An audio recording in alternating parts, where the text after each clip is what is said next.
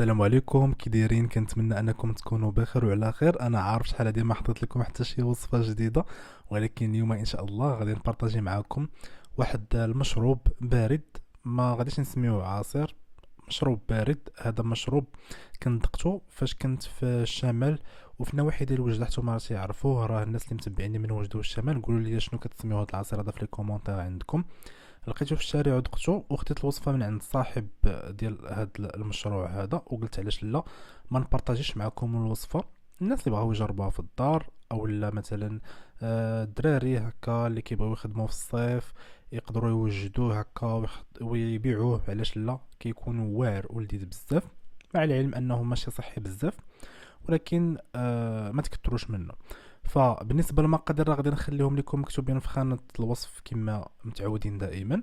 فغادي نحتاجوا العصير ديال الحامضه والنكهه ديال الحامض، سنيده الحامضه او حجر الليم، الماء اللي يكون بارد، وكاس ديال الحليب. فهادو هما المكونات ديال العصير.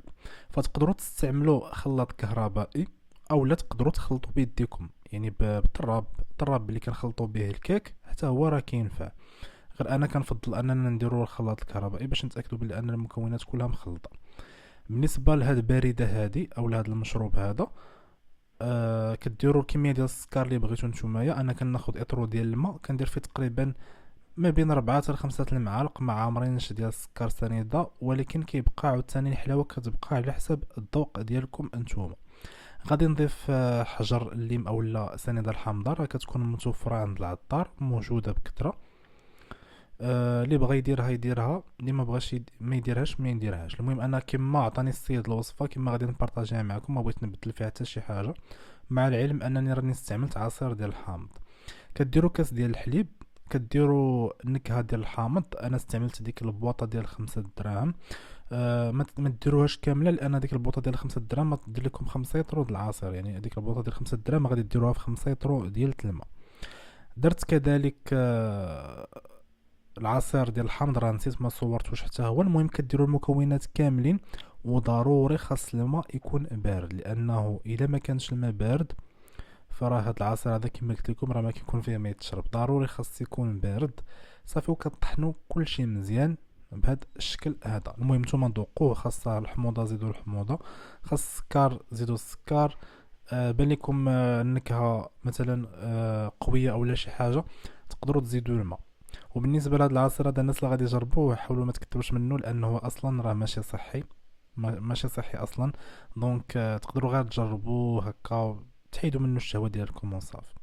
بالنسبه للصنف الثاني، كما قلت لكم انا فاش كنت في الشمال لقيت عندهم 3 ديال النكهات. لقيت عندهم النكهه ديال البرتقال والنكهه ديال الحامض، ولقيت كذلك النكهه ديال الاناناس. دابا غادي نحضر معكم النكهه ديال البرتقال.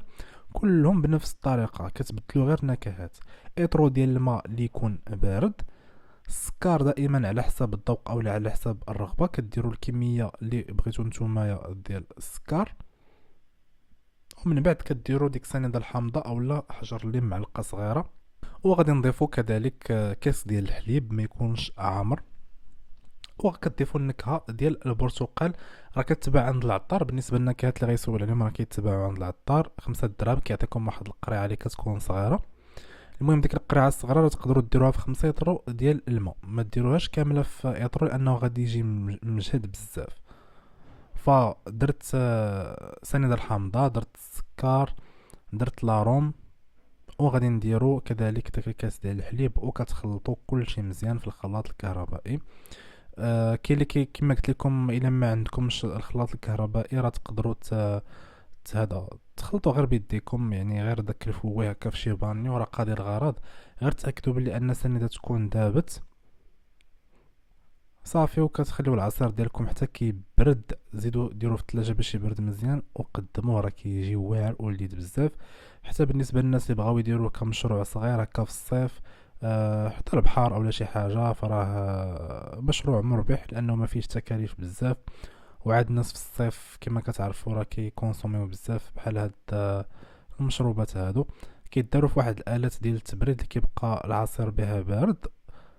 وكاين مثلا اللي كيديروا هكا دوك دوك الكيسان اللي كيكونوا جوطابل هادوك كيدير فيهم الثلج وكيدير فيهم العصير وكيخرجهم كيبيعهم حتى هو في البحر او لا في الكورنيش او المهم في اي بلاصه.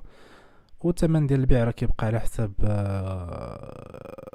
على حسابكم نتوما يعني. شوفوا شحال باش تقديتو وشحال خسرتو في الوصفه، وحاولوا تزيدوا لا مارج ديال الربح ديالكم نتوما مع لومبالاج مع كلشي صافي، وكتحسبوا داكشي كامل وكديروا الثمن ديال البيع. بالنسبه للعصير الاخر اللي هو بالاناناس، هو بنفس الطريقه الماء اللي يكون بارد، السكر على حسب الذوق، كاس ديال الحليب ما يكونش عامر بزاف، وكديروا النكهه ديال الاناناس حتى هو ما تكثروش من النكهه ديال الاناناس لانها كتكون قويه صافي. وكتخلطوا كل شيء مزيان، ديروا شويه ديال حجر الليمه ولا سنيده الحامضه، اللي ما بغاش يديرها يدير عصير ديال الحامض صافي. وكتخلطوا كل شيء مزيان وكتخليو العصير ديالكم عفوا في الثلاجه حتى كيبرد مزيان عاد باش تقدروا تقدموه.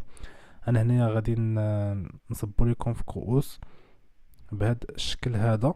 وهذا العصير هذا تقدروا تحضروه مثلا الناس اللي كيكونوا عندهم مناسبات، كيكونوا عندهم الناس كتار، تقدروا مثلا تصايبوه ما تقدموش بحال هكا. ضروري انكم تطحنوا به شي فاكهه مثلا بنان، تفاح، الخوخ، مونك، اناناس، شي حاجه بحال هكا باش هكا يخرج لكم كونتيتي اللي كتكون كبيره بزاف. انا حاولت نعطيكم غير الوصفه كما ذقتها كما عطاها ليا مول البروجي او مول المشروع، واللي بغى يديرها مشروع كما قلت لكم فيقدر يديرها مشروع حتى هي راه مشروع مربح. نتمنى ان حلقه اليوم تنال الاعجاب ديالكم وتجربوا هاد العصير هذا، وفي نفس الوقت حاولوا ما تكثروش منه بزاف لانه ماشي صحي. تقدروا تحضروه غير باش تحيدوا منه الشهوه ديالكم وصافي. نتمنى ان حلقه اليوم تنال الاعجاب ديالكم وتجربوا هذا العصير هذا. وعافاكم خليوا لي التعليقات ديالكم، خليوا لي الاراء ديالكم حول الوصفه. الناس ديال الشمال خليوا لي الاسم ديال هذا العصير هذا في التعليقات. كنتمنى لكم امسيه سعيده، الى حلقه مقبله بحول الله.